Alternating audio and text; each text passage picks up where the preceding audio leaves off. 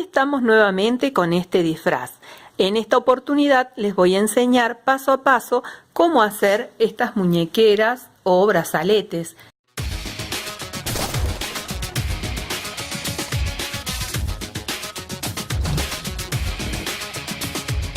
Para hacer los brazaletes o muñequeras que lleva este disfraz, corté un papel de 25 centímetros por 18.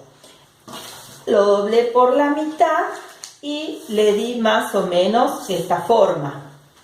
Luego recorté esto para poder tener el molde. Con este molde corté la tela dejando margen de costura todo alrededor. Corté 4 y corté también en goma espuma 2, pero esta vez sin dejarle margen de costura. Lo que voy a hacer ahora es coser de a 2 estas telas. Voy a coser dejando una pequeña abertura para introducir la goma espuma. Ya cosí estas piezas, yo las cosí directamente con la overlock, pero ustedes pueden coser si no tienen con la recta y hacer un zigzag. Luego de esto voy a dar vuelta esta pieza.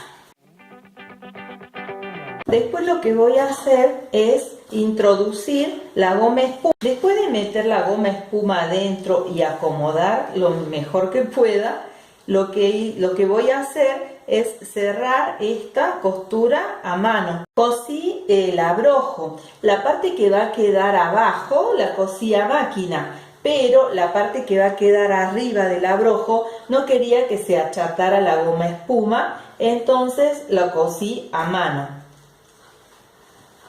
Ya tengo estas muñequeras o brazaletes terminados. Le pegué esta piola o soga negra aquí con silicona líquida, pero también pueden pegárselas con la pistola de silicona o cualquier otro pegamento que tengan que se adhiera a la tela. Le puse también esta gema o piedrita verde aquí.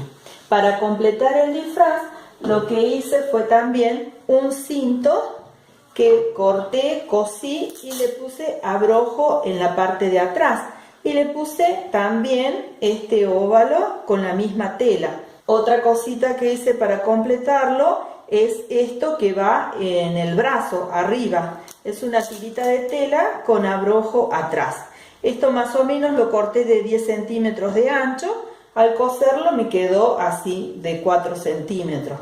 Esto es un poquito más angosto. Espero les sea útil este video.